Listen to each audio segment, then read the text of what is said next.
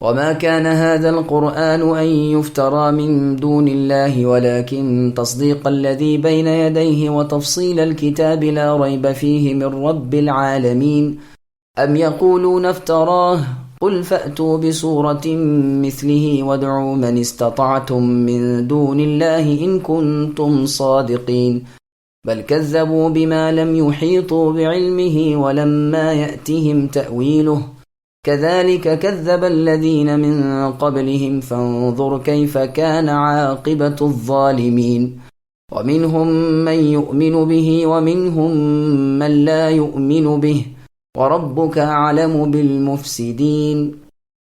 اور یہ قرآن افترا کیا ہوا نہیں ہے کہ غیر اللہ سے صادر ہوا ہو، بلکہ یہ تو ان کتابوں کی تصدیق کرنے والا ہے جو اس سے پہلے ہو چکی ہیں یعنی اتاری گئیں، اور احکام ضروریہ کی تفصیل بیان کرنے والا ہے۔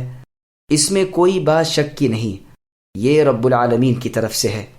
کیا یہ لوگ یوں کہتے ہیں کہ آپ اے نبی اس کو اپنی طرف سے گھڑ لیے ہیں؟ آپ کہہ دیجئے کہ تو پھر تم اس کے مثل یعنی اس جیسی ایک ہی صورت لاؤ، اور جن جن غیر اللہ کو بلا سکو ان کو بلا لو اگر تم سچے ہو۔ بلکہ ایسی چیز کی تکذیب کرنے لگے جس کو اپنے احاطہ علمی میں نہیں لائے، اور ہنوز ان کو اس کا اخیر نتیجہ نہیں ملا۔ جو لوگ ان سے پہلے ہوئے ہیں اس طرح انہوں نے بھی جھٹلایا تھا، سو دیکھ لیجئے ان ظالموں کا انجام کیسا ہوا۔ اور ان میں سے بعضے ایسے ہیں جو اس پر ایمان لے آئیں گے اور بعضے ایسے ہیں کہ اس پر ایمان نہ لائیں گے، اور آپ کے رب تعالیٰ اے نبی فساد کرنے والوں کو خوب جانتے ہیں۔ سامعین، اب آیتوں کی تفسیر سماعت کیجیے۔ قرآن حکیم ایک لاجواب اور بے مثال کتاب ہے۔ اس میں اعجاز قرآن پر روشنی ڈالی گئی ہے کہ کوئی آدمی بھی اس کی صلاحیت نہیں رکھتا کہ اس جیسا قرآن پیش کر سکے، نہیں بلکہ اس پر بھی قادر نہیں کہ اس کی ایک صورت جیسی ہی کوئی صورت بنا لائے۔ یہ اس کے دعوے فصاحت و بلاغت کی بنا پر ہے۔ قرآن کا اختصار، اس کی شیرینی اور دنیا اور آخرت کے لیے نفع دینے والی معنی کثیرہ پر مشتمل ہونا، ان چیزوں کو کوئی دوسری کتاب پیش نہیں کر سکتی، کیونکہ یہ اللہ تعالیٰ کی طرف سے آئی ہوئی کتاب ہے۔ وہ اللہ تعالیٰ جو اپنی ذات و صفات اور اپنے کاموں اور اپنی باتوں میں اکیلے یکتا ہیں، مخلوق کا کلام اللہ کے کلام کے ساتھ مشابہت کیوں کر پیدا کر سکتا ہے؟ اللہ پاک فرماتے ہیں کہ اس جیسی تحریر اللہ تعالیٰ کے سوا کسی اور کی ہو ہی نہیں سکتی۔ انسان کا کلام ذرا بھی اس سے میل نہیں کھا سکتا۔ اور پھر یہ کہ قرآن وہی کہتا ہے جو سابقہ آسمانی کتابیں کہتی ہیں۔ البتہ سابقہ الہامی کتابوں میں جو تحریف و تبدیلی ہوئی ہے اس کو اجاگر کر دیا گیا ہے، اور احکام حلال و حرام کو کافی اور شافی طور پر بیان کیا گیا ہے۔ اللہ رب العالمین کی طرف سے اس کتاب کے ہونے میں ذرا شبہ نہیں کیا جا سکتا۔ اس میں گزشتہ زمانے کی خبریں بھی ہیں اور آئندہ زمانے کی پیشن گوئیاں بھی ہیں۔ ماضی اور مستقبل سب باتوں پر روشنی ڈالی گئی ہے، اور لوگوں کو اس راستے پر چلایا گیا ہے جو بالکل صحیح اور پسندیدہ ہے اللہ کا۔ اور اگر تم کو اس کے من جانب اللہ ہونے میں یعنی اللہ کی طرف سے آنے کے بارے میں ذرا بھی شک ہو، اور یہ غلط خیال تمہارے دل نشین ہو کہ محمد صلی اللہ علیہ وسلم نے اسے آپ خود ہی بنا لیا ہے، تو محمد صلی اللہ علیہ وسلم بھی تو تمہارے ہی جیسے بشر ہیں۔ اگر وہ ایسا قرآن بنا سکتے ہیں تو تم میں سے قابل ترین کوئی آدمی کیوں نہیں بنا سکتا؟ چنانچہ اپنے دعوے کو ثابت کرنے کے لیے اس جیسی بس ایک ہی صورت پیش کرو جو قرآن جیسی بلاغت اور اختصار و معنویت رکھتی ہو۔ محمد صلی اللہ علیہ وسلم تو اکیلے تھے، اب تم دنیا بھر کے انسان و جنات سبھی مل کر کوشش کر دیکھو۔ اس طرح اللہ تعالیٰ گویا انہیں چیلنج کرتے ہیں، اگر تم اپنے دعوے میں سچے ہو کہ یہ محمد صلی اللہ علیہ وسلم کا اپنا تصنیف کردہ ہے تو آؤ اس چیلنج کو قبول کرو، تنہا نہیں بلکہ سینکڑوں ہزاروں مل کر۔ اس کے بعد ایک دوسرا اس سے بھی زبردست دعویٰ ہے کہ یہ سن رکھو کہ تم کبھی اس پر قادر نہ ہو سکو گے۔ یہ بات بھی ہم ابھی سے کہہ دیتے ہیں کہ تمام جنات اور انسان بھی اگر جمع ہو جائیں کہ ایسا ہی کوئی قرآن بنا سکے تو ہرگز نہیں بنا سکتے، خواہ اپنے لیے کتنے ہی مددگار کیوں نہ بنا لیں۔ پھر اس دعوے کو 10 صورتوں تک بھی محدود کر کے کہا گیا، جس کا ذکر اول سورہ ہود میں ہے کہ کیا وہ کہتے ہیں کہ محمد صلی اللہ علیہ وسلم نے اس کو اپنی طرف سے بنا لیا ہے؟ اچھا، تو پھر اس جیسی 10 ہی صورتیں تم بنا کر لے آؤ. پورا قرآن نہ صحیح اتنا ہی صحیح. اللہ تعالیٰ کو تم نے چھوڑ دیا تو دوسرے سب کی تم مدد لے سکتے ہو. سچے ہو تو سامنے کیوں نہیں آتے؟ پھر اس سے بھی نیچے اتر کر ارشاد ہوتا ہے کہ اگر اس کو محمد صلی اللہ علیہ وسلم نے بنا لیا ہے تو زیادہ نہیں ایک ہی صورت پیش کرو.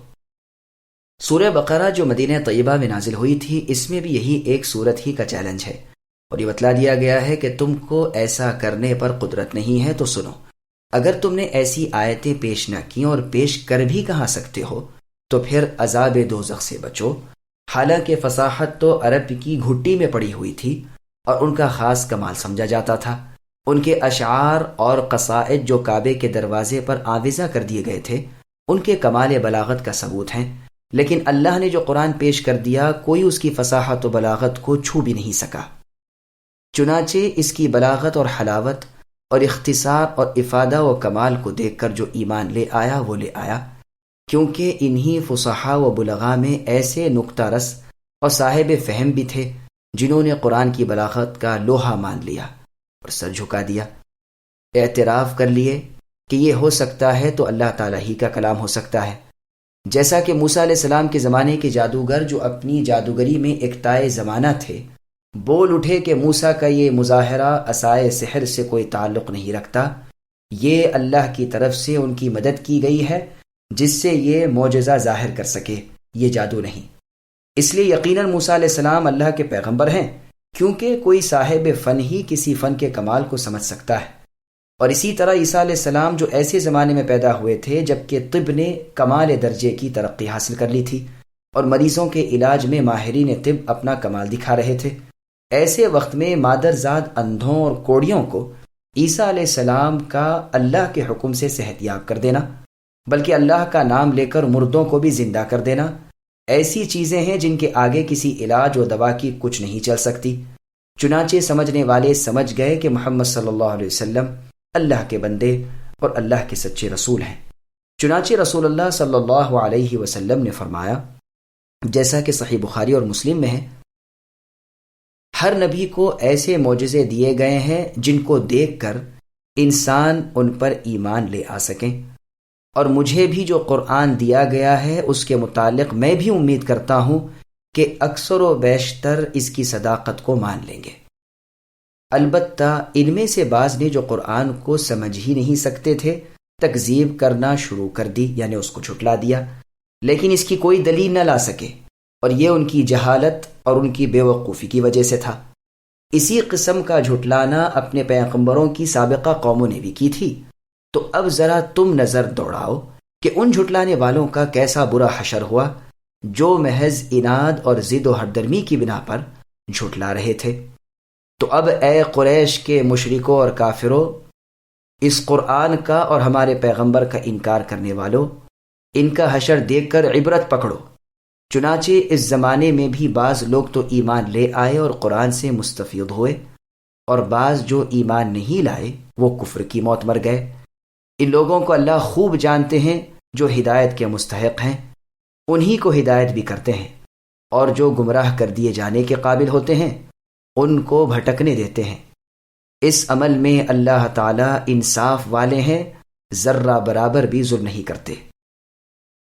وَإِن كَذَّبُوكَ فَقُل لِّي عَمَلِي وَلَكُمْ عَمَلُكُمْ أَنتُمْ بَرِيئُونَ مِمَّا أَعْمَلُ وَأَنَا بَرِيءٌ مِّمَّا تَعْمَلُونَ وَمِنْهُمْ مَن يَسْتَمِعُونَ إِلَيْكَ أَفَأَنتَ تُسْمِعُ الصُّمَّ وَلَوْ كَانُوا لَا يَعْقِلُونَ وَمِنْهُمْ مَن يَنظُرُ إِلَيْكَ أَفَأَنتَ تَهْدِي الْعُمْيَ وَلَوْ كَانُوا لَا يُبْصِرُونَ إِنَّ اللَّهَ لَا يَظْلِمُ النَّاسَ شَيْئًا وَلَكِنَّ النَّاسَ أَنفُسَهُمْ يَظْلِمُونَ.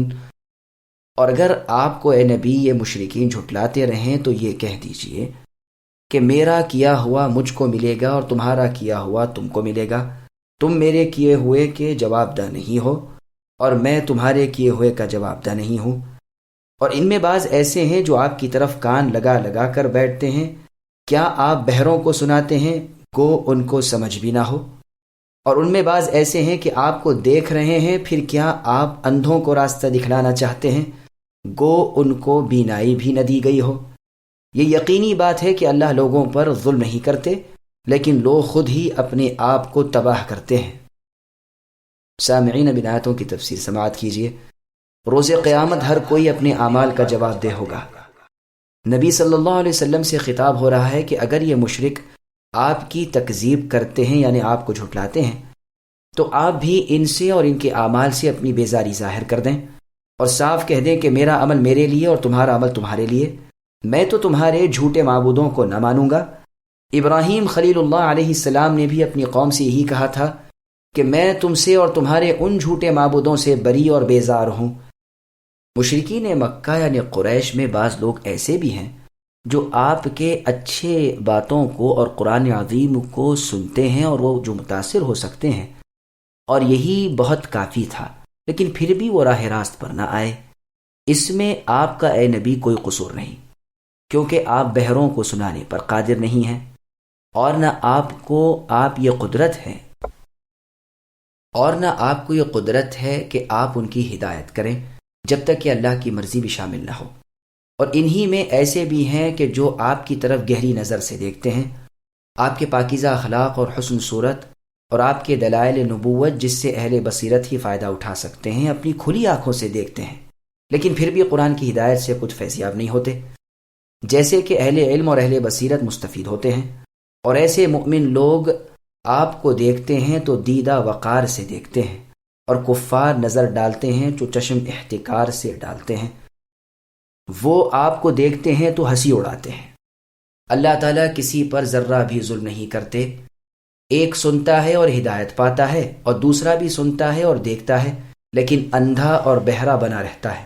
آنکھیں کھلی ہیں پھر بھی اندھے ہیں، کان رکھتے ہوئے بھی بہرے ہیں، دل ہے مگر مردہ، ایک نے فائدہ اٹھایا دوسرے نے نقصان۔ باری تعالیٰ کی ذات پاک مختار و متصرف ہے، وہ سب سے باز پرس کریں گے لیکن اللہ سے کوئی باز پرس نہیں کر سکتا۔ وہ اللہ ظلم نہیں کرتے لیکن لوگ خود اپنی جانوں پر ظلم کر لیتے ہیں۔ چنانچہ صحیح مسلم نے، سنن ترمذی، سنن ابن ماجہ، مسند احمد میں حدیث قدسی ہے، اللہ تعالیٰ فرماتے ہیں کہ اے میرے بندو، میں نے ظلم کرنے کو اپنے اوپر حرام قرار دیا ہے، تم پر بھی حرام قرار دیتا ہوں، چنانچہ ایک دوسرے پر ظلم نہ کیا کرو، تمہارے اعمال میری نظر میں ہیں، میں ہر قسم کے عمل کی پوری جزا دیتا ہوں، جس کو اچھی جزا ملی وہ اللہ کا شکر کرے، اور جس کو سزا ملی اس کو چاہیے کہ اپنی ہی ذات کو ملامت کرے، اللہ پر الزام تراشی نہ کرے۔